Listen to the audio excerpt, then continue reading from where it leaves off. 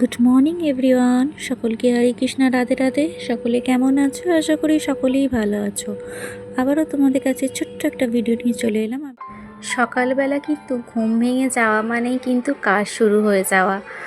যে কোনটা করতে হবে স্টেপ বাই স্টেপ, সেটা কিন্তু ভাবনা চিন্তা করেই নি আগে থেকে ঘুম থেকে উঠে, যে কোনটা করতে হবে, এরপরে কোনটা করলে কোনটা তাড়াতাড়ি হবে। তো সেই প্ল্যান মাপেই কিন্তু একা হাতেই কিন্তু পুরো সংসারটা আমাকে সামলাতে হয়। এইভাবেই একা সংসার, আবার দুটো মেয়ে, এইভাবেই কিন্তু সামলে চলতে হয় আমাকে। তো যাই হোক বন্ধুরা, ওদিকে তো চা করা হয়ে গিয়েছিল। আর আজকে কিন্তু আকাশের ওয়েদারটা একদম মেঘলা মেঘলা মতো ছিল। জানি না আবার বৃষ্টি আসবে কি না, কিন্তু আগামী দিন থেকে কিন্তু প্রচণ্ড গরম ছিল। ফ্যান রোজ চালাতে হতো রাত্রিরে। এই কারণে কিন্তু ছোট বড় সকলের শরীর খারাপ হচ্ছে। তো যাই হোক বন্ধুরা, তোমাদের সাথে গল্প করতে করতে আমার বিছানাটাও কিন্তু ক্লিন হয়ে গেল। এবার কিন্তু রান্নার দিকে যাব। আর আজকে কদিন ধরে নিরামিষ চলছিল, আজকে তাই একটুখানি ফ্রিজে মাংস আছে, সেটাই করে নেব ভাবছি। তো চলো, এদিকে কাজ কমপ্লিট। এবার বন্ধুরা, ওদিকে তো চা খাওয়া কমপ্লিটও হয়ে গেছে, সকলের কিন্তু টিফিনটাও কমপ্লিট হয়ে গেছে। তো আজকে যেহেতু সোমবার, তো অনেক দিন ধরেই নিরামিষ চলছিল খাওয়া। কারণ আমাদের গ্রামেতে মানে মহাপ্রভু উৎসব চলছিল, যেটাকে কি বলে ওটাকে, নাম কীর্তন চলছিল, সেই কারণে নিরামিষই চলছিল। তো অনেক দিনই নিরামিষ থাকার কারণে ফ্রিজে কিন্তু স্টকেতে চিকেনটা ছিল, তাই ভাবলাম বিরিয়ানি একটু করে নিই। অনেক দিন বিরিয়ানিটাও হয়নি, তাই জন্যে বিরিয়ানিটা বানানোর জন্য এই যে প্রথমে দেখো, আলুটাতে একটুখানি জাফরান দিয়ে একটুখানি সেদ্ধ করে নিয়েছিলাম নুন দিয়ে। তোমরা কে কীভাবে করো আমাকে কিন্তু রেসিপিটা একটু জানিও। আমি যেভাবে করি সেটাই তোমাদের সাথে একটু শেয়ার করে দিচ্ছি। আর এদিকে এই যে হাঁড়ির জলটা বসিয়ে দিয়েছিলাম, ফুটে যাওয়ার পর এতে হচ্ছে গোটা গরম মশলা তেজপাতা দিয়ে চালটা ভিজিয়ে রেখেছিলাম, সেটাই তুলে দিলাম। তো চালটা একটু বেশি করে নিয়েছি, কারণ বিরিয়ানিটা একটু সকলেরই খুব প্রিয়, আর আমার মেয়ের তো বলতে নেই, ভীষণ প্রিয়। তো তারপরে আর ভিডিওটা করা হয়নি। চালটা সেদ্ধ হয়ে গেছিলাম, জল ঝরিয়েও রেখে দিয়েছিলাম। আর চিকেনটাও কিন্তু কষানো হয়ে গিয়েছিল, ওটা আর তখন আর দেখানো হয়নি, এতটাই ব্যস্তের মধ্যে ছিলাম। তো স্টেপ বাই স্টেপ লেয়ার করে যেটা সাজানো, নিচেটা কিন্তু চিকেন আলু দিয়ে সাজিয়ে দিয়েছিলাম। তারপরে এই যে থাক বাই থাক করে দিয়ে, যেটাকে বলে কেওড়া জল, গোলাপ জল, সব কিছু দিয়ে তারপর মিঠা আতর দিয়ে ওপর দিয়ে হচ্ছে মানে গুঁড়ো মশলা ছড়িয়ে দিয়েছিলাম, দিয়ে একটুখানি ঘি বেশি করে দিয়েছিলাম যাতে ফ্লেভারটা একটুখানি সুন্দর লাগে। সেই কারণে একটু কিন্তু যত দেখবে বাড়ির রান্না করবে, ঘিটা যদি বেশি করে দাও না, খুব ভালো লাগবে। তো ওপর দিয়ে যে যেটা জাফরান রং গোলা ছিল সেটা দিয়ে দিলাম দুধেতে। আর আগে থেকে তো বেরেস্তা রেডি করা ছিল, বেরেস্তাটা ওপর দিয়ে ছড়িয়ে দিলাম।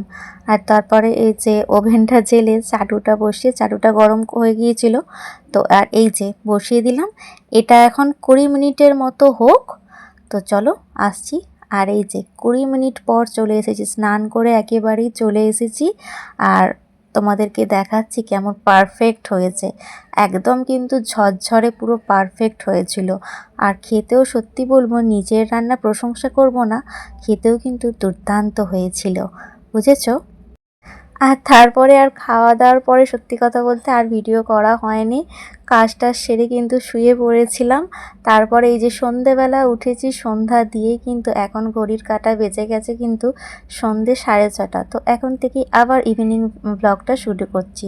তো মেয়ে তো ওদিকে বসে বসে, ছোটো মেয়ে বাদাম ভাজা খাচ্ছে, বড় মেয়ে এদিকে টিফিন করছে। তো ওকে পড়াতে বসবো। চলো একটুখানি পড়াতে বসিয়ে নিয়ে তো আবার রাত্রিরের রান্না হয়েছে, তাই না?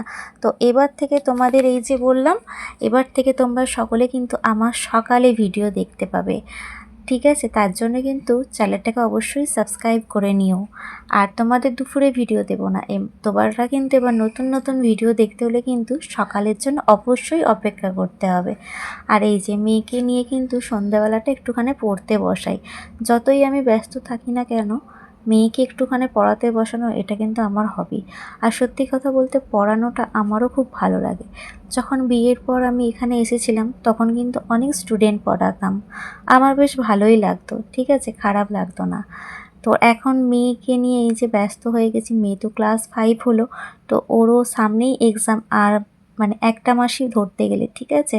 তো তো একটা মাস এই মাসটাই যা হাতে, তারপরে হয়তো ফার্স্ট উইকে এপ্রিলের পরীক্ষা। তো সেরকম মতো প্রস্তুতি তো করতে হবে, তাই জন্যে আগে থেকেই ওকে রেডি করে রাখি, বুঝেছো? তো চলো, ও এদিকে অঙ্কটা ওকে দিয়ে গেলাম, দিয়ে আমি রান্নার দিকে এই যে চলে এসেছি। আর রাত্রিরের দিকে আজকে আর বেশি কিছু রান্না করব না। আর ছোটো মেয়েটা খুব সয়াবিন খেতে ভালোবাসে, তাই জন্য ওর জন্য সয়াবিন আলুর তরকারি করেছি।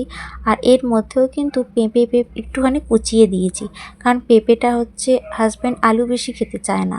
হয়তো তোমরা ভাববে ডায়াবেটিস, না ডায়াবেটিস না, কিন্তু ও আলু বেশি খেতে চায় না, তাই জন্য একটু সবজিটা দিই। তাই পেঁপেটা একটুখানি দিয়ে, আলু পেঁপে দিয়ে আর সয়াবিন দিয়ে হালকা করে একটু পাতলা করে তরকারি হচ্ছে। আর তোমরা কী কী সয়াবিন খেতে ভালোবাসো ঝটপট কিন্তু আমাকে কমেন্ট করে দিও।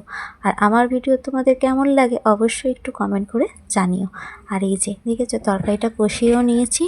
চলো এবার এতে জলটা ঢেলে দিই, এটা সেদ্ধ হোক। দিয়ে এবার ঘরে যে বিকেলে জামা কাপড়গুলো তোলা ছিল সেগুলো এখনও ভাঁজ করা হয়নি, চারিদিক এলোমেলো রয়েছে। তো এদিকে ভাত দেখো একটু দেরি আছি হতে, ভাতটা এদিকে হোক। আর এদিকে এই যে তরকারিটা কষিয়ে নিয়ে জলটা ঢেলে দিয়ে ঢাকা দিয়ে চলে যাব ঘরেতে, গিয়ে জামা কাপড়গুলো চটপট করে ভাঁজ করে নিই, কারণ রান্নাটা হয়ে গেলে আবার ওদের খাওয়ানোও রয়েছে। জানোই তো স্টেপ বাই স্টেপ সকাল থেকে রাত পর্যন্ত মানে নিস্তার থাকে না। সত্যি কথা বলতে দুপুরটা হয়তো কোনো দিন একটু রেস্ট পাই, তো কখনো রেস্ট পাই না, এই হলো। হয়তো তোমরা ভাবো যে এই মানে মেয়েটা যে এত কাজ করতে পারে। সত্যি কথা বলতে আমি নিজেও কোনো দিন ভাবিনি যে আমি এতগুলো সংসারের কাজ একা হাতে আমি কিভাবে করি, আমি নিজেও জানি না। আর তো ঘরটা সত্যিকারে বলতে এলোমেলো হয়ে থাকে, কেন ছোট্ট বাচ্চা থাকলে যা হয় না, গোটা ঘর এলোমেলো হয়ে থাকে। আর এই যে বদমাইশি করছে একদিকে, আর আমি এই যে জামা কাপড়গুলো ভাঁজ করে রাখছি। না হলে কি বলো তো, ঘর এলোমেলো হয়ে থাকলে না কেমন একটা দেখতেও লাগে। সেই জন্যে যতটা পারি একা হাতে ততটা একটুখানি গুছিয়ে সুন্দর করে রাখার চেষ্টা করি। আর ওদিকে তরকারিটা বসিয়ে এসেছি, চলো একবার দেখে আসতে হবে। হয়ে গেলে আবার মেয়ের ঘুম পেয়ে যাবে তাড়াতাড়ি, মানে ছোটো মেয়েটা না সারাদিন দৌড়ঝাঁপ করে, ঘুম পেয়ে যায়, সেই কারণে ওকে চটপট করে খাইয়ে দিতে হবে ঘুমের আগে। আর আজকে আমাদের এখানে গ্রামের ভোগ বেরোলো, একজন এসে ভোগ দিয়ে গেল। আজ আমার হাজব্যান্ড হচ্ছে চিড়ে দিয়েছিল এক বস্তা, সেই কারণে একটা মালসা দিয়ে গেল, মহাপ্রভুর ভোগ।